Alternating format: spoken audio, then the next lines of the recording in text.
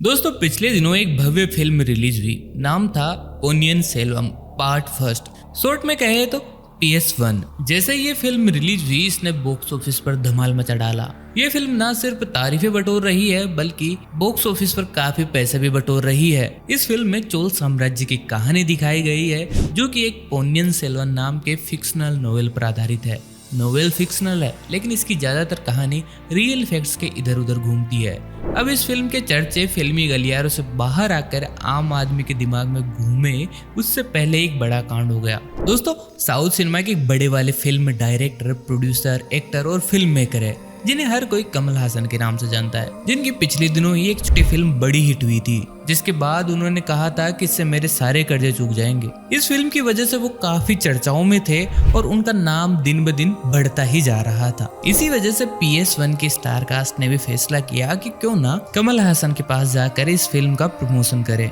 Film की star cast Kamal Haasan के पास पहुंची लेकिन उन्होंने एक कमाल की बात कहकर बखेड़ा खड़ा कर दिया। उनका कहना था कि चोल साम्राज्य के लोग हिंदू नहीं थे।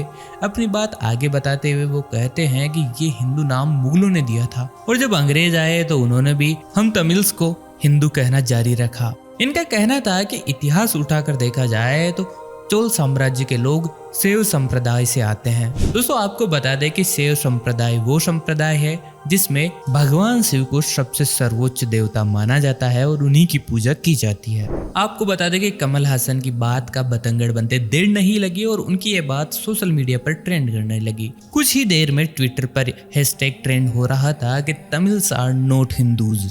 तो दोस्तों आज के इस वीडियो में जानेंगे कि आखिरकार चोल साम्राज्य के लोग हिंदू थे, मुस्लिम थे, बौद्ध थे या कोई और। लेकिन वीडियो शुरू करने से पहले हम आप सभी से पूछना चाहेंगे कि आपको PS1 फिल्म कैसी लगी, कमेंट करके हमें जरूर बताइए। और हाँ दोस्तों, अगर आप इस चैनल पर नए हैं तो चैनल को कर लीजिए सब्सक्राइब ताकि नए आने वाले वीडियोस मिले आपको सबसे पहले। दोस्तों आपको बता दें कि चोल साम्राज्य के लोग थोड़े से पागल थे। दरअसल उन्होंने जो कुछ भी बड़े बड़े काम किए उसकी सारी इन्फॉर्मेशन को उन्होंने रिकॉर्ड करके रखा था। इन्फॉर्मेशन को रिकॉर्ड करने के लिए वो मंदिर के शिलालेखों का इस्तेमाल करते थे। इसके अलावा ताम्र पत्रों और ताड़ के पत्तों का भी इस्तेमाल किया जाता था। कभी कभी तो ऐसा भी करते थे कि तीनों चीजों पर एक ही डेटा लिखा होता था। मतलब अगर कोई किसी एक जगह बदलाव करने की कोशिश करता तो बचे हुए सोर्स बता देते कि सच कुछ और ही है। दोस्तों सबसे पहले आते हैं इनके वंशावली पर। कई ऐसे ताम्र पत्र मिले हैं जिन पर चोल साम्राज्य की वंशावली लिखी हुई है। इनके वंश की शुरुआत होती है भगवान थिरुमाल यानी विष्णु। इसमें सबसे इंटरेस्टिंग बात यह है कि महादेव के भक्त चोल भगवान विष्णु को अपना प्रथम राजा मानते थे। अब इसके बाद हरिश्चंद्र, दुष्यंत, भरत और भागीरथ जैसे कई पौराणिक राजाओं के साथ ये वंशावली आगे बढ़ती है। इसके बाद अब हम पहुंचते हैं रघुवंश पर। दोस्तों रघुकुल रीत सदा चली आए, प्राण जाए पर वचन न जाए। ये चौपाई तो आपने खूब सुनी होगी। चोल वंशावली में रघु को 36वें राजा के रूप में सूचीबद्ध किया गया है जिसके तुरंत बाद दशरथ और भगवान राम है। चोल अपने आप को भगवान श्री राम के वंशज मानते हैं। दोस्तों चोल साम्राज्य कुल देवी के रूप में माँ निशुंभा सुथानी को पूजा करते थे जो माँ दुर्गा या काली का एक रूप है। विजयालय चोल ने चोल साम्राज्य की पुनः स्थापना के तुरंत बाद कुल देवी का मंदिर बनवाया था। चोल साम्राज्य के दौरान लिखे ताम्र पत्रों पर संस्कृत और तमिल दोनों भाषाएं अंकित थी। राजा चोल अपने समय में वैदिक और तमिल भजन गायकों को समान वेतन दिया करते थे। चोल राजाओं के द्वारा शास्त्रों का पालन करते हुए यज्ञ के कई सबूत मिले हैं। दोस्तों आपको बता दें कि तमिलनाडु के तंजावुर का बृहदेश्वर मंदिर राजा चोल द्वारा बनाया गया था। ये एक हिंदू मंदिर है जो भगवान शिव को समर्पित है। राजेंद्र चोल ने बृहदेश्वर मंदिर परिसर में एक वैदिक कॉलेज की स्थापना भी की थी। दोस्तों इन सब की समरी कुछ इस प्रकार हो सकती है कि भगवान विष्णु उनके पहले राजा थे, इसलिए वो वैष्णव कहलाए जा सकते हैं। चोल अपने आप को सूर्य के वंशज मानते थे, यानी वो सूर्यवंशी कहे जा सकते हैं। उनकी कुल देवी निशुंभा सुधानी है, यानी वो शक्ति के उपासक कहे जा सकते हैं। उन्होंने भगवान गणेश की कई मूर्तियां बनाई हुई है, इस वजह से उन्हें गणपति भी कहा जा सकता है। चोल भगवान शिव के उपासक थे, इसीलिए वो सेवम भी कहे जा सकते हैं। लेकिन इतनी सारी बातों के बावजूद कमल हासन के मुताबिक उन्हें हिंदू नहीं कहा जा सकता। ये तो वही बात हो गई। सचिन तेंदुलकर एक बैटर है, फील्डर है, बॉलर है।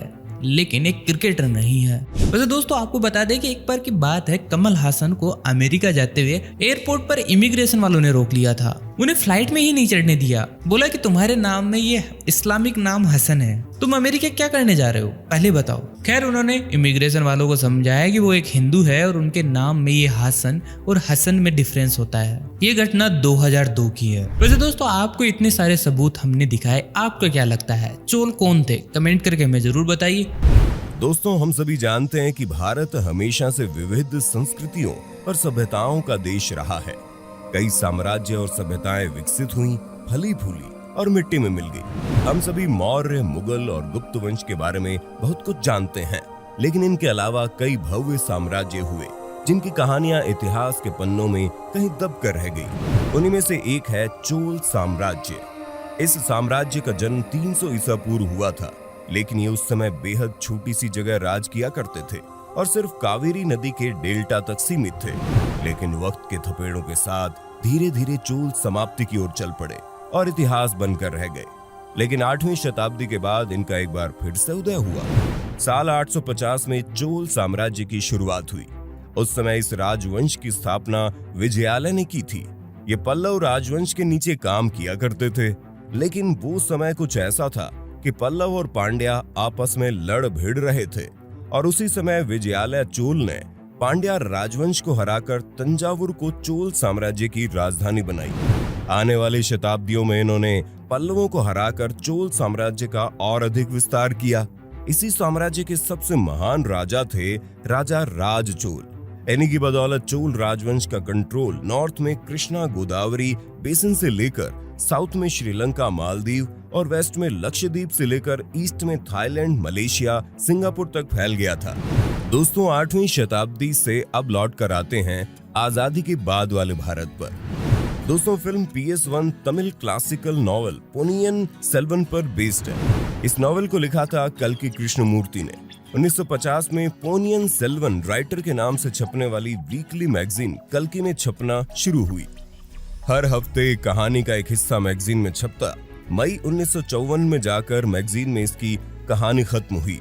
मैगजीन में कहानी पूरी होने के बाद 2210 पन्ने की इस स्टोरी को एक किताब के रूप में रिलीज किया गया, वो भी 5 वॉल्यूम में। इसे तमिल लिटरेचर की सबसे क्लासिक नॉवल में गिना जाता है। कई रिपोर्ट्स में ऐसा दावा किया जाता है कि पोनियन सेल्वन की कहानी पढ़ने के लिए बहुत सारे लोगों ने कल्कि खरीदनी शुरू कर दी थी। इस दौर में इस मैगजीन का सेल काउंट 70,000 के पार पहुंच गया, जो कि तमिल भाषा में छपने वाली मैगजीन के लिए बहुत बड़ी बात थी। वो भी तब जब भारत को आजाद हुए 5 साल भी नहीं हुए थे। आबादी का एक बड़ा हिस्सा अशिक्षित था। यही चीज इस कहानी को खास बनाती है। किताब और लेखक की विशाल लोकप्रियता को ध्यान में रखते हुए तमिलनाडु सरकार द्वारा इस उपन्यास को नेशनलाइज्ड कर दिया गया और अब इस कहानी को हर कोई पब्लिश कर सकता था बिना कोई रॉयल्टी दिए। ये हर किसी के लिए प्रकाशन हेतु एक ओपन सोर्स के रूप में उपलब्ध है।